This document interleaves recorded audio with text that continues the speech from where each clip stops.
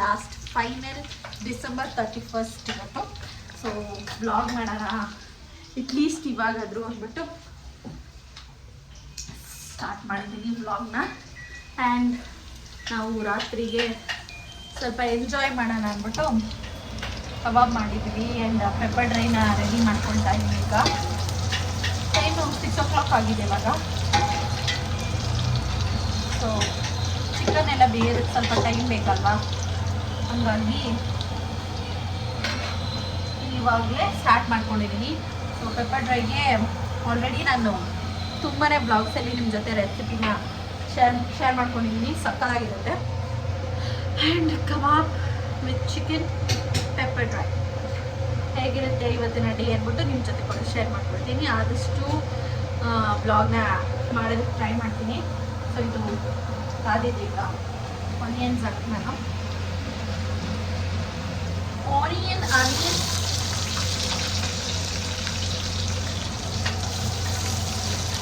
ಒಂದೇ ನಿಮಿಷ ಗೈಸ್ ಹಾಕ್ಬಿಟ್ಟು ಆಮೇಲೆ ಬ್ಲಾಗ್ನ ಸ್ಟಾರ್ಟ್ ಮಾಡ್ತೀನಿ.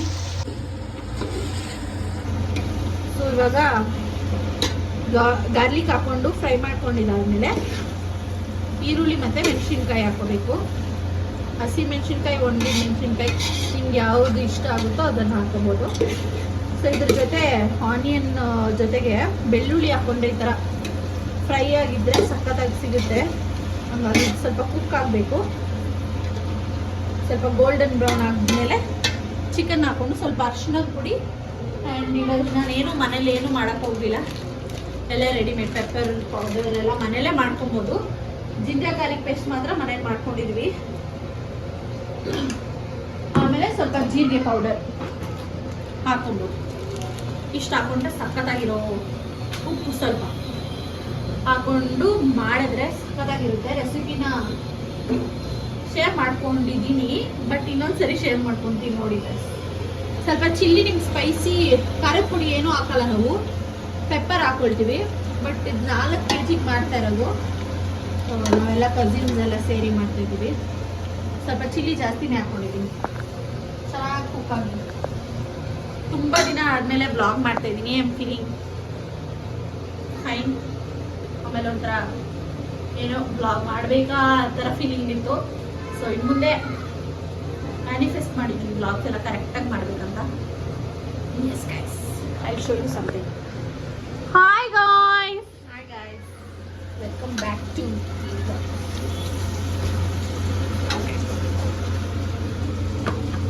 4 kg ಚಿಕನ್ ಇದೆ. ಇದು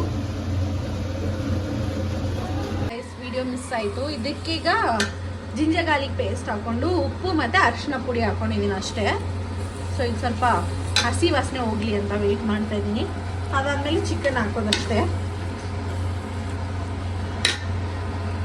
ಒಂದು 2 minutes ಹಸಿ ವಾಸನೆ ಹೋದ್ಮೇಲೆ ಚಿಕನ್ನ ತೆಗೆದು ಹಾಕೋಬೇಕು. ಅದಾದಮೇಲೆ ಪೆಪ್ಪರ್ ಪೌಡರ್, ಕ್ಯುಮಿನ್ ಪೌಡರ್ ಹಾಕ್ಕೊಳ್ಳೋದು. ಚಿಕನ್ ಹಾಕ್ಕೊಂಡಿದ್ದೀನಿ. ಪಾತ್ರೆ ಸ್ವಲ್ಪ ಚಿಕ್ಕದೇ ಆಯಿತು, ಬಟ್ ಬೇರೆ ಸಿಗಲಿಲ್ಲ ನನಗೆ, ಮ್ಯಾನೇಜಬಲ್.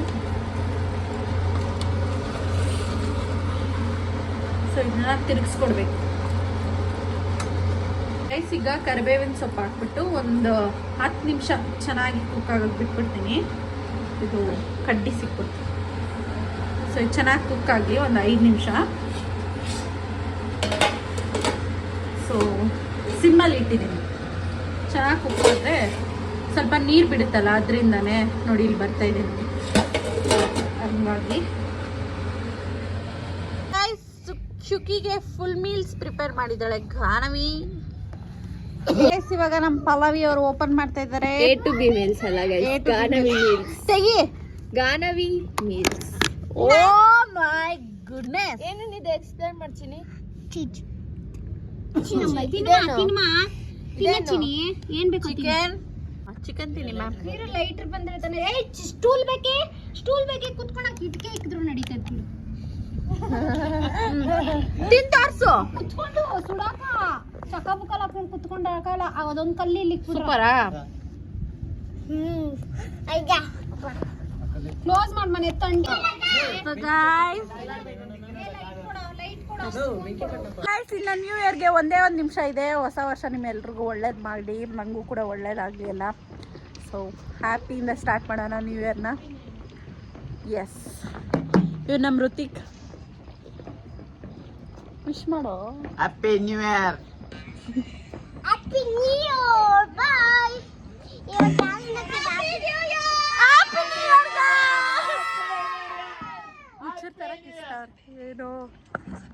ನಾನು ವೀಡಿಯೋಸ್ ಮಾಡ್ತಾ ಇರಲಿಲ್ಲ ಗೈಸ್. ಆಲ್ಮೋಸ್ಟ್ 2 ಮಂತ್ಸ್ ಆಯಿತು, 2.5 ಮಂತ್ಸ್ ಆಯಿತು ನಾನು ವೀಡಿಯೋಸೇ ಹಾಕಲಿಲ್ಲ. ಯಾಕೆ ಅಂತಂದರೆ ಅದಕ್ಕೆ ರೀಸನ್ನೇ ಇಲ್ಲ ಗೈಸ್. ನನಗೇನು ಇಂಟ್ರೆಸ್ಟ್ ಇರಲಿಲ್ಲ. ಹಂಗಾಗಿ ನನಗೆ ಒಂದು ಸ್ಪೇಸ್, ನನಗಂತ ಸ್ಪೇಸ್ ಬೇಕಾಗಿತ್ತು. ಹಂಗಾಗಿ I took that space. I am back again. So ಇದೇ ಥರ ಸಪೋರ್ಟ್ ನೀವು ಯಾವಾಗೂ ನನಗೆ ಮಾಡ್ತೀರಾ ಅಂತ ಭಾವಿಸ್ತಾ ವೀಡಿಯೋಸ್ನ ಮಾಡ್ತಾಯಿದ್ದೀನಿ ಇನ್ನು ಮುಂದೆ. ಸೊ ಕಂಟಿನ್ಯೂಸ್ ಆಗಿ ವೀಡಿಯೋಸ್ ಬರ್ತಾ ಇರುತ್ತೆ. ನ್ಯೂ ಇಯರ್, ಸೊ ಎಲ್ಲರಿಗೂ ಒಳ್ಳೆಯದಾಗಲಿ. ಆ್ಯಂಡ್ ಇವತ್ತು ಪೂಜೆನ ಮುಗಿಸಿ ದೇವಸ್ಥಾನಕ್ಕೆ ಹೋಗೋಣ ಅಂತಿದ್ದೀನಿ. ಸಾಯಂಕಾಲ ಆಗಿದೆ, ಹಾಗಾಗಿ ದೇವಸ್ಥಾನಕ್ಕೆ ಹೋಗ್ಬಿಟ್ಟು ಬರೋಣ. ಬೆಳಗ್ಗೆ ಹೋಗೋಕ್ಕಾಗಲಿಲ್ಲ, ಹಾಗಾಗಿ ಇವಾಗ ಅಟ್ಲೀಸ್ಟ್ ಹೋಗ್ಬಿಟ್ಟು ಬರೋಣ ಅಂತ ಹೇಳಿ ಹೋಗ್ತಾಯಿದ್ದೀವಿ. ನಾನು ಮತ್ತು ಪಲ್ಲವಿ ಇಬ್ಬರು ಹೋಗ್ತಾಯಿದ್ದೀವಿ, ಇನ್ಯಾರೂ ಬರಲ್ಲಂತೆ.